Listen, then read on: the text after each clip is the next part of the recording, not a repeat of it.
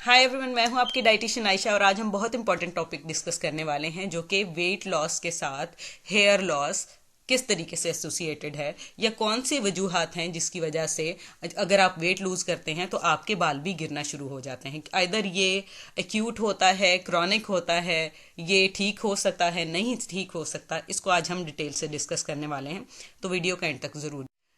इसकी चार मेन वजूहात हो सकती हैं, जिसमें पहली वजह क्रैश डाइट हो सकती है। आइदर आप डाइट कर रहे हैं, सेकेंडली ये है कि अगर आप डाइट कर रहे हैं, प्रोटीन का पोर्शन प्रॉपरली नहीं ले रहे हैं और उसमें कोई एसेंशियल या नॉन एसेंशियल इमाइनो एसिड्स जो हैं आप वो प्रॉपरली कंज्यूम नहीं कर रहे, ठीक है, तो उस वजह से भी हो सकता है। या आप कोई सर्जरी वगैरह आपने करवाई है वेट लूज करने के लिए, अपना स्टमक का साइज छोटा करवा दिया है तो उस वजह से हो सकता है। या रिस्ट्रिक्टिव डाइट है तो उस वजह से हो सकता है। तो वन बाय वन हम इनमें से तमाम वजूहात को डिस्कस करेंगे। सबसे पहले तो इम्पॉर्टेंट चीज़ ये है कि अगर आप वेट लूज कर रहे हैं तो वेट लूज करते वक्त एक इंटेलिजेंट अप्रोच अपनाएं, ठीक है। कभी भी इस तरह से ना करें कि आप क्रैश डाइट करना शुरू कर दें, सब कुछ खाना पीना आप छोड़ दें, ठीक है, और अपना स्लीप का पैटर्न आप डिस्टर्ब कर दें। आपकी प्रॉपर हाइड्रेशन नहीं है, आपकी प्रॉपर जो है वो हेयर केयर या बॉडी की केयर की रजीम नहीं है, आप कुछ भी नहीं खा रहे या आप बहुत कम कैलोरीज जो हैं वो ले रहे हैं, तो उसकी वजह से बॉडी के अंदर बहुत ज़्यादा डेफिशिएंसीज हो जाती हैं। और डेफिशिएंसीज होने की वजह से आपके जो आयरन के लेवल्स हैं वो फॉल कर सकते हैं। आपके B12 के लेवल अगर फॉल कर गए, आपका जिंक फॉल कर गया, सेलेनियम फॉल कर गया, सेलेनियम आपकी बॉडी का जो है वो उसमें डेफिशिएंसी हो गई, तो आपको बहुत ज़्यादा इसकी वजह से कॉम्प्लिकेशंस हो सकती हैं।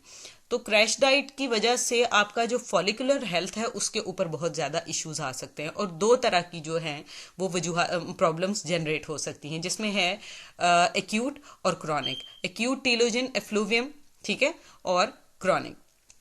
एक्यूट में क्या होता है? एक्यूट में इस तरीके से होता है कि अगर आपने वेट लूज किया और बहुत जल्दी से आपने अपना वेट लूज कर लिया तो उसके 3 महीने के बाद आपका हेयर लॉस जो है वो होना शुरू हो जाएगा और 6 मंथ तक ये कंडीशन जो है वो लास्ट कर सकती है।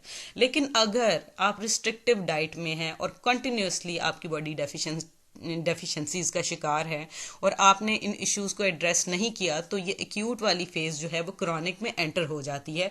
और ये जो ड्यूरेशन है ये 6 मंथ से इवन 1 ईयर तक या फिर आपके कंप्लीट जो है वो हेयर लॉस की तरफ भी चला जाता है। या मेल पैटर्न बाल्डनेस हो सकती है जिसको हम एंड्रोजेनिक एलोपेशिया कहते हैं। क्योंकि जो सेकंड चीज़ मैं कैटेगरी डिस्कस कर रही हूँ उसके साथ मैं लिंक करूँगी। Very low protein diet. आपको पता है कि आपके जो बाल हैं वो प्रोटीन के बने हुए होते हैं, ठीक है। सर्टेन अमाइनो एसिड्स चाहिए आपको, प्रोटीन का एक प्रॉपर पोर्शन चाहिए जो बालों को बनाने वाली प्रोटीन है उसकी नशो नुमा के लिए, जिसको हम केराटिन कहते हैं, ठीक है। उन अमाइनो एसिड्स के अंदर हिस्टिडीन है, ल्यूसीन है, वेलिन है, सिस्टीन है। अगर आप प्रॉपर हाई क्वालिटी प्रोटीन नहीं लेते, ये एडिक्वेट पोर्शन ऑफ प्रोटीन नहीं लेते, तो उसकी वजह से क्या होगा? आपका हार्मोनल इम्बैलेंस हो जाएगा, आपकी बॉडी के ऊपर स्ट्रेस आएगा, आपका मसल लॉस होगा, आपके जो फॉलिकुलर हेल्थ है वो कॉम्प्रोमाइज़ होगी, आपकी स्किन भी ख़राब हो जाएगी, ठीक है। तो बहुत इंपॉर्टेंट है कि अगर आप डाइट करें तो डाइट में प्रोटीन का एडिक्वेट पोर्शन लें। उसके बाद फिर हम बात कर लेते हैं वेट लॉस सर्जरी की। आजकल बड़ा ट्रेंड चला हुआ है वेट लॉस सर्जरी का। कुछ लोग क्या करते हैं, वो अपने स्टमक की सर्जरी करवा देते हैं, उसका साइज़ छोटा करवा देते हैं। उसका साइज़ जब छोटा हो जाता है तो आपकी जो खाने की रिक्वायरमेंट कम हो जाती है। और जब आपके खाने की रिक्वायरमेंट होती है तो मोस्ट ऑफ द टाइम इस तरीके से होता है इस सर्जरी के बाद कि आपका हेयर लॉस बहुत ज़्यादा होता है। 50 to 70% लोगों में देखा गया है कि हेयर लॉस की वजह से बहुत ज़्यादा हो जाता है, क्योंकि आपकी बॉडी जो है वो सर्टेन जो वाइटामिन्स और मिनरल्स हैं उनके अंदर डेफिशिएंट हो जाती है। ये समटाइम इस तरह से होता है, स्टेप्स जो हैं वो डाइजेशन के आपके वो स्किप हो जाते हैं, ठीक है। इस तरीके से सेट उसको किया जाता है आपके डाइजेशन के पैटर्न को, जब आप नेचर के साथ खेलते हैं और अपना स्टमक का साइज छोटा करवा देते हैं तो उसमें काफ़ी ज़्यादा इश्यूज आते हैं। तो अगर आप प्रॉपर सप्लीमेंटेशन नहीं करते, अपनी डाइट को प्रॉपरली नहीं ले रहे, ठीक है, तो उसमें भी फिर आप ज़्यादा इश्यूज आ जाते हैं। लास्टली जो है वो रिस्ट्रिक्टिव डाइट है। रिस्ट्रिक्टिव डाइट भी क्रैश डाइट की तरह ही है। उससे आप इस तरीके से रिस्ट्रिक्टिव डाइट कर लें कि अगर आपने अपनी बॉडी को रिस्ट्रिक्ट कर दिया, सर्टेन टाइप ऑफ डाइट पे हैं आप, जिस तरह आपने कहा जी मैं अब वीगन डाइट पे हूँ तो मैंने जो नॉन वेज है उसको कंज्यूम ही नहीं करना। आप देखें कि आपका कहाँ से आ रहा है, ठीक है। बहुत से आपको फैटी एसिड्स वहाँ से मिल रहे हैं, आपको बहुत सी चीज़ें वहाँ से, आयरन का एक अच्छा सोर्स है रेड मीट। अगर आप इस तरह की सारी चीज़ें जो हैं उनको स्किप करना शुरू कर दें और आप अपने आप को एक प्रॉपर किसी एक रिस्ट्रिक्टिव डाइट के ऊपर रखें जिसके अंदर से आपको सिर्फ एक तरह के न्यूट्रिएंट या एक तरह के आपको मिनरल्स मिल रहे हैं, और दूसरी जो आपकी बॉडी की बेसिक रिक्वायरमेंट है जिसके अंदर आपको जिंक चाहिए, आपको B12 चाहिए, आपको सेलेनियम चाहिए, आपको फैटी एसिड्स चाहिए, आपको आयरन चाहिए, उसके अलावा भी आपको ये सारे के सारे अमाइनो एसिड्स वगैरह चाहिए। अगर इनकी प्रॉपर डोज आपको नहीं मिल रही तो आपका हेयर लॉस होगा, और ये ऑब्वियस है।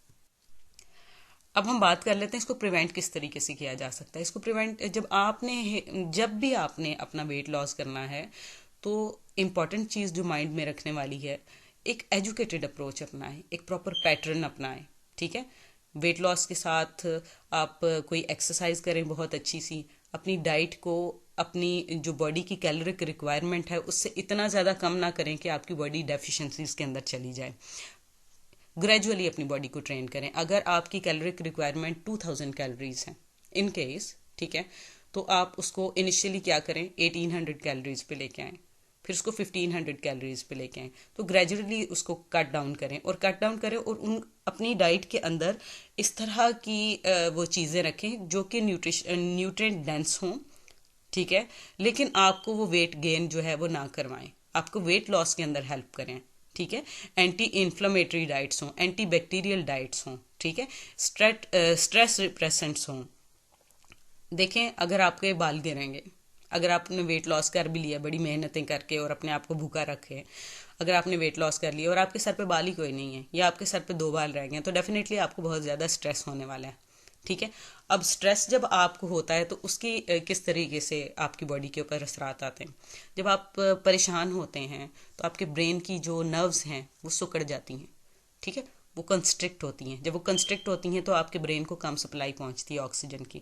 जब आपके ब्रेन को कम सप्लाई ऑक्सीजन की पहुंचती है तो आपके जो फॉलिकुलर हेल्थ है या आपके ब्रेन की हेल्थ है वो डिस्टर्ब होती है।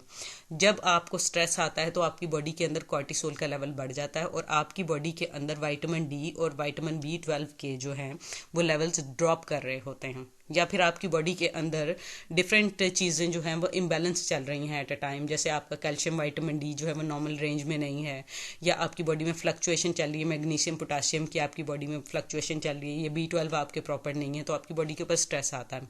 और स्ट्रेस आने की वजह से क्या होता है, आपके बाल तो गिरते ही गिरते हैं, आपकी नींद भी डिस्टर्ब हो जाती है। जब आपकी नींद डिस्टर्ब हो जाती है तो आपने जो वेट लॉस किया है वो आपका वेट गेन की तरफ भी जा सकता है। ठीक है। या अगर आप वेट लॉस जर्नी पे हैं तो आपका सडन पॉइंट के ऊपर वेट स्टक कर सकता है, क्योंकि आपकी बॉडी को रिपेयर करने के लिए टाइम चाहिए। ठीक है। और समटाइम्स तो इस तरीके से होता है कि आप इतनी कम कैलोरीज खा रहे होते हैं कि जो भी आप खाते हैं तो आपकी बॉडी जो है ना वो उसको स्टोर कर लेती है। ठीक है। वो ये समझती है कि यार ये मेरी रिक्वायरमेंट है और मुझे इसको स्टोर करना है, और आप उस वक्त आके शिकायतें कर रहे होते हैं कि हमारा तो वेट ही नहीं लूज हो रहा, हमारा तो वेट ही नहीं लूज हो रहा। तो जब आप प्रॉपर अमाउंट में कैलोरीज खाएं, ठीक है, अपनी बॉडी को इनिक्वेट एनर्जी प्रोवाइड करें, एक प्रॉपर पैटर्न सेट करें एक्सरसाइज का। ऐसे नहीं कि ओवरली एक्सरसाइज आप करें, आपकी बॉडी को हील करने का टाइम नहीं मिल रहा, आपकी बॉडी को सोने का टाइम चाहिए, उसको स्ट्रेस मैनेजमेंट चाहिए, उसको सेरोटोनिन के लेवल हाई चाहिए, उसको प्रॉपर हाइड्रेशन चाहिए, हर चीज़ चाहिए। और उसके बाद जो आपका वेट लॉस होता है वो आपका वेट लॉस लॉन्ग टर्म होता है। ठीक है। कंसिस्टेंट होता है और उसकी वजह से आप खूबसूरत भी रहते हैं, आपकी स्किन भी अच्छी रहती है और आपके बाल भी अच्छे रहते हैं। तो बार बार इस वीडियो में मैंने डिस्कस किया है कि जो मल्टीविटामिन और मिनरल बहुत ज़्यादा इंपॉर्टेंट हैं आपके हेयर की हेल्थ के लिए, उसमें आपके आयरन आ जाता है, फॉलिक एसिड आ जाते हैं, उसमें आपके B विटामिन आ जाते हैं। ठीक है। बायोटिन भी उसी के अंदर ही शामिल है, और उसमें आपके ये जो अमाइनो एसिड मैंने पहले कोट किए हैं वो आ जाते हैं, जिंक आ जाता है, सेलेनियम आ जाता है, फैटी एसिड्स आ जाते हैं। उसके अलावा जो नेक्स्ट स्टेप है हमारे पास, प्रॉपर ऑयल मसाज। अच्छा जी, ये भी बहुत इंपॉर्टेंट है। कुछ लोग कहते हैं कि कोई फ़र्क नहीं पड़ता, मैं कहती हूँ कि फ़र्क पड़ता है। आप हार्ड वाटर एरिया के अंदर रहते हैं इन केस, और आपकी स्किन जो है उसके अंदर बिल्डअप हुए जा रहा है, ठीक है, और आपके बाल ब्रिटल हो ही जा रहे हैं, आपके बाल ड्राई हो रहे हैं और आप अपने बालों को नरिश नहीं करते, उनको मॉइस्चराइज नहीं करते, तो इवेंचुअली क्या होगा, आपके फॉलिकल डेसिकेट होके आपके के सारे बाल गिरा देंगे। ठीक है, और आपके सर में कोई बाल नहीं रहेगा। लेकिन अगर आप अपने स्कैल्प को क्लिनज करते हैं प्रॉपरली, उसको ऑयल का मसाज करते हैं, नीम गरम सा ल्यूकवार्म ऑयल कर लें आप, चाहे आप मस्टर्ड ऑयल का मसाज करें, आमंड ऑयल का करें, कोकोनट ऑयल का करें, या फिर आप एवोकाडो के ऑयल का करें, आप पे डिपेंड करता है। कुछ लोगों को ऑलिव ऑयल बहुत सूट करता है, कुछ लोगों को तारा मीरा का ऑयल बहुत ज़्यादा सूट करता है। तो ये आप पे डिपेंड करता है कि आप कौन से ऑयल का मसाज करते हैं। और जब आप ऑयल का मसाज करते हैं तो आपका जो जब आप मसाज करते हैं उसकी वजह से ब्लड फ्लो जो है वो आपके फॉलिकल्स को ज़्यादा मिलता है। ठीक है, जब उनकी तरफ फॉलिकल्स की तरफ ब्लड फ्लो ज़्यादा होगा तो आपके फॉलिकल की हेल्थ बेटर होगी और आपके हेयर शाइनी रहेंगे, लस्ट्रस रहेंगे। ठीक है, ज़रूरी नहीं है किसी एक को एक शैम्पू सूट करे तो दूसरे बंदे को भी वो शैम्पू सूट करे। आप अपनी स्कैल्प को देखें कि आपकी ऑयली स्कैल्प है या आपकी ड्राई स्कैल्प है, तो उस हिसाब से जाके अपने डर्मेटोलॉजिस्ट के साथ कंसल्ट करके कोई अच्छा सा शैम्पू, कोई अच्छा सा कंडीशनर या हेयर मास्क वगैरह यूज़ करें और फिर उसके बाद अपने स्कैल्प की प्रॉपर केयर करें। और ट्रिम किया करें अपने बालों को हफ्ते में महीने में सिर्फ एक मरतबा, या सम टाइम अगर आपके बालों में पसीना बहुत ज़्यादा आता है और आपके बाल बहुत ज़्यादा घने हैं तो आप ऐसे कर सकते हैं कि कुछ इस तरह के सैलिसिलिक एसिड बेस्ड या फिर ग्लाइकोलिक एसिड बेस्ड जो कुछ इस तरह के टोनर्स हैं जो कि आप या कोई इस तरह के सीरम्स हैं जो आप अपने बालों के अंदर अप्लाई कर सकते हैं। वो आपको आपकी डर्मेटोलॉजिस्ट या स्किन स्पेशलिस्ट जो आपका है वो बेहतर गाइड कर सकता है। समटाइम इस तरीके से होता है कि आप वेट लॉस करते हैं तो आपका हार्मोनल इम्बैलेंस हो जाता है साथ, और वो बहुत बड़ा जो है ना एक लॉस होता है बॉडी के लिए, क्योंकि आपने इतने बुरे तरीके से वेट लॉस किया है कि आपका थायराइड जो है उसके लेवल्स आपके इम्बैलेंस हो गए हैं, या आपके एंड्रोजन और ईस्ट्रोजन के जो लेवल्स हैं वो आपके इम्बैलेंस हो गए हैं, और उसकी वजह से सेकेंडरी जो डिजीज़ हैं जो बॉडी के ऊपर प्रेशर आता है वो बहुत ज़्यादा डैमेजिंग होता है।